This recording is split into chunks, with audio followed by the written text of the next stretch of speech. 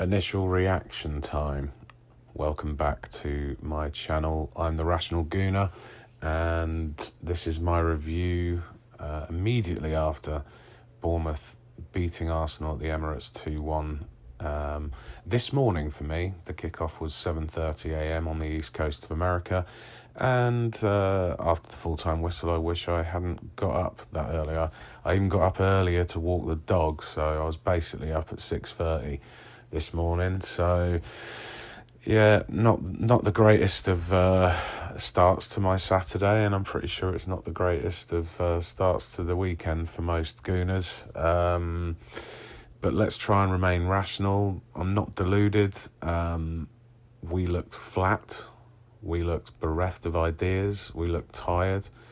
We can't use the excuse that we've played 20 more games than Bournemouth, because we've got a squad that's double the size of theirs. And yes, we've got injuries, but every team in the Premier League has injuries. There has to be something extra. If you're going for the title, if you're trying to win, the biggest competition in England, you really have to win these games. These are the games where if you don't win, all of a sudden the negativity spreads among the fan base, in the dressing room, and on social media from the other fans. You know, we're going to be called Banter FC for a week now. We're going to be called the bottlers of the league. We're still 9 points clear. However, it's precarious now because there's no margin for error. Before this game, there was margin for error, and there was the potential for us to go 12 points clear. Unfortunately, that didn't happen.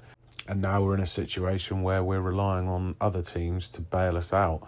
In the form of Chelsea tomorrow, they will be hosting Manchester City, 4:30 p.m. UK time kickoff. It'll be 11:30 a.m. for me. I will watch the game. However, I'm not going to hold out any hope, because it depends which Chelsea team turn up, and we shouldn't be relying on other teams. We should do the job ourselves. Ideally, we wanted to get the job done. We wanted to get the job done before the West Ham game, so that we could put the under-12s out and help them with their goal difference in their quest to relegate Spurs. I digress. That was humour. I actually don't want Spurs to be relegated. There's a massive amount of Arsenal fans that think it will be amazing to watch Spurs go down. I honestly don't think it would be amazing to watch Spurs go down. What kind of a Premier League season will there be without the North London derby? As an Arsenal fan, you look at the fixtures in August when they come out, or just at the end of July when they come out, the first games you look at are home and away to Spurs, to find out when and how to plan for that game. As somebody that used to go to the games, those were the games that I would pick out and look at and be like, right, you know, these are the dates that I need to keep in the diary, because these are the big ones. In recent years, they've been a lot of fun as well. As an Arsenal fan, not as a Spurs fan, obviously, but they've been the type of games where you go in and you're nervous because it's still a North London derby, but as soon as the ball's kicked off, we just look in full control, and the tension goes away, and it's replaced by sheer hilarity, especially at full time when the scoreline is read out again. But again, I'd miss Spurs if they got relegated. I love the North London derby. I don't think that a Premier League season without the North London derby will be particularly good. So I want Spurs to stay up, and I want to make sure that they keep papering over those cracks rather than, you know, start to build up from their foundations, because that's what they'll have to do in the Championship if they do go down. But again, you know, that's Spurs and we're Arsenal, and unfortunately today it just wasn't our day. David Raya playing out from the back is at times enough to give me a heart attack. He seems to trust his players and play them into trouble, thinking that they'll get out of trouble themselves. Just clear your lines, mate. Clear your lines. You've got Gyökeres up there. You've got two very pacey runners off him, especially in the first half when you had Martinelli and Madueke. Not so much once Arteta made the changes on 55 minutes and brought on the likes of Max Dowman and Trossard and Eze. I did feel that game was screaming out for Eze to start. I think he would have been a much better pick at number 10 than Havertz. But again, I don't think, even though Havertz had a particularly great game, I do think that it was merited that he started after his performance against Sporting on Tuesday. But yeah, it's depressing after a game like that. There's so many things you can pick apart and overanalyze, but at the end of the day, we just looked, as I said at the start, bereft of ideas. We just had no creativity. Maybe it was an Odegaard game. I don't understand why he played in midweek and all of a sudden he's not fit for Saturday. That's something that Arteta's going to have to look at with his medical team. The same goes for Calafiori. Again, you expect Calafiori to start that game and he's not even on the bench because of his fitness. Gabriel and Saliba, I thought, were, largely untroubled, but, when in front of you, you've got a player that's bang out of form in Zubamendi. He really didn't have a good game today, and he was exposed at times by what I can say is, with confidence, was a fantastic Bournemouth performance. I do feel like a lot of teams in the Premier League have found us out now. They seem to have sussed out the way that we play, and they're matching us man for man. They're flooding us in the midfield. When we get it out wide, they're doubling up. It does feel like they have 12, 13 players on the pitch to our 11 sometimes. Like, we just don't seem to have a pass on. But that was very different, in the first half of the season, where it looked as if we had 2 or 3 options every time somebody had the ball. Now, all of a sudden, those options have narrowed down. It's almost like these teams have worked on their fitness in order to keep up with the way that we play and just be able to deal with our crossfield passes and the way that we knock it around at the back. They seem to be able to get across quicker and manage to close down those spaces so that players like Declan Rice and Zubamendi and Havertz, they just can't, they've got no room to operate in at all. And it's very difficult to get out of that situation. I do feel, though, that Arteta kind of has a plan B and a plan C, but neither of those plans seem to work out. When he brought on his players off the bench, you expected an impact, just like they did against Sporting in midweek. And so often this season, our bench has seemed to bailed us out of situations that looked to be pretty bleak. In the end, Bournemouth, they rode the storm, and there was no real period of sustained pressure until Bournemouth got their second, and then it was, oh crap, the shit's hit the fan, we're going to need to get going here. And once that occurs, you're up against it, because Bournemouth are a very well organised, well-drilled side. Their shape is immaculate, and you're not going to get through them unless you have some kind of a mistake on their part or a touch of genius on our part. And it just wasn't going to happen. Our set pieces were off. That usually bails us out, but it just, I can't remember Gabriel scoring a goal since the Newcastle game. Do write in and comment if I'm wrong, but we haven't seen Gabriel as a threat from these corners for months. And that's, all right, he was out injured for a little period, but that's alarming, because he was a weapon when we had corners, and all of a sudden he's just not getting on the end of any, and when he does, it sort of comes off his shoulder and goes over the bar all wide. And it's just not telling. I thought Gyökeres today again was largely isolated. He worked hard. It's the same old story, and bringing on Jesus to partner him up top because we're chasing the scoreline, it just didn't work. It's not working. I don't understand where that disconnect is in the final third, but we just don't have that final ball. Even Max Down was struggling because they doubled up on him. I don't know. It just felt disjointed again today. The frustrations are going to overspill from Arsenal fans, and I understand where they're going to come from. I'm showing way more frustration than I usually would show after a defeat, because in the other defeats that we had, you can see that there was at least a spark. At Villa Park, we conceded a last-minute winner from Villa, and fair play to them for getting that winner. But overall, it felt like we were in the game.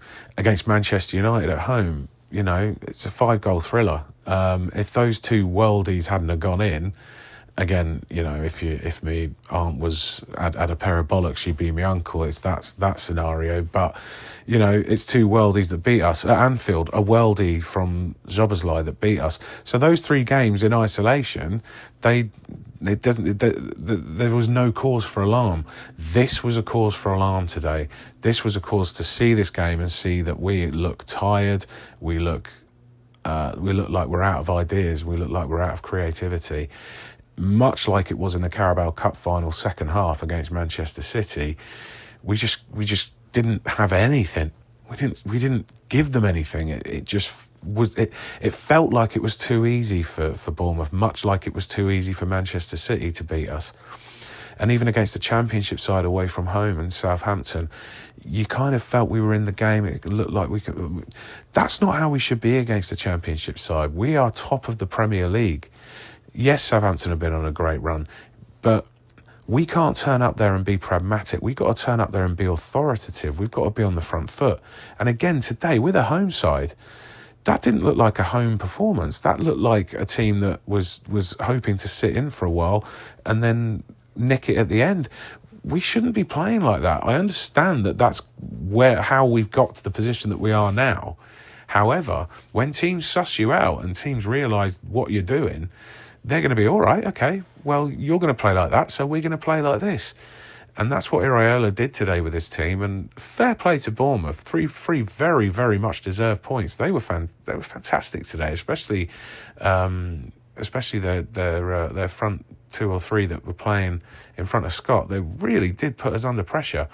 And they defended from the front as a team, as you should do when you're away from home. That's something that we had to break down, and we didn't have what it took to do that.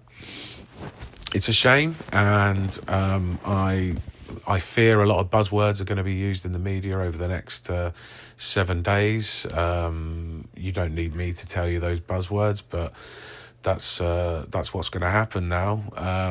My advice to all Arsenal fans is cut out the noise, stop going to these media outlets. The more comments that from triggered Arsenal fans, the more they're going to want to go on there, because it gets them eyes to their product and it gets likes and subscribes. Go to the products that are right. And I'll tell you what, I'm going to plug now, and I will recommend the Tuesday Club, Alan Davies' podcast, if you fancy a laugh, because they're always good for a laugh, those guys. And I'll probably put their link at the bottom of the page for you to go to and look. I get their content from Spotify, but I think they're on most media outlets. You can even get them on the podcast app on the iPhone.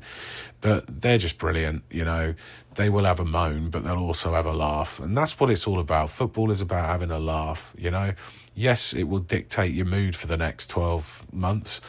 But you can't help that, because we care. We're passionate about what we watch, and football is in a way our church. It's our religion and it's our release, so we can get all of our emotions out in that way. On to Wednesday now, away to Sporting Lisbon. Not confident that we'll play particularly well, but I am confident that we'll go through. But we need to start bucking our ideas up. Yes, we've played over 50 games already this season. Yes, we're going to need to be more mentally tough. But it's the basics that we're getting wrong at the moment. It's the 10-yard passes. It's the runs that we're not seeing. Instead, we're turning it away and we're playing it back again, and we're trying to recycle the ball. Those are the things that are annoying to watch as an Arsenal fan. Another thing that's really annoying to watch is the fact that we're taking so long to take free kicks and throw-ins and corners, that it's actually detrimental to what we're trying to achieve, which is to keep the momentum of the game going. When Ben White is holding that ball for 30 seconds, for almost a minute, looking around, seeing where to throw it to, even as a fan of Arsenal, I'm frustrated, and I'm saying throw the fucking ball, get rid of the blimmin' thing. Even if it's to get it down the line to try and keep the momentum going, do it.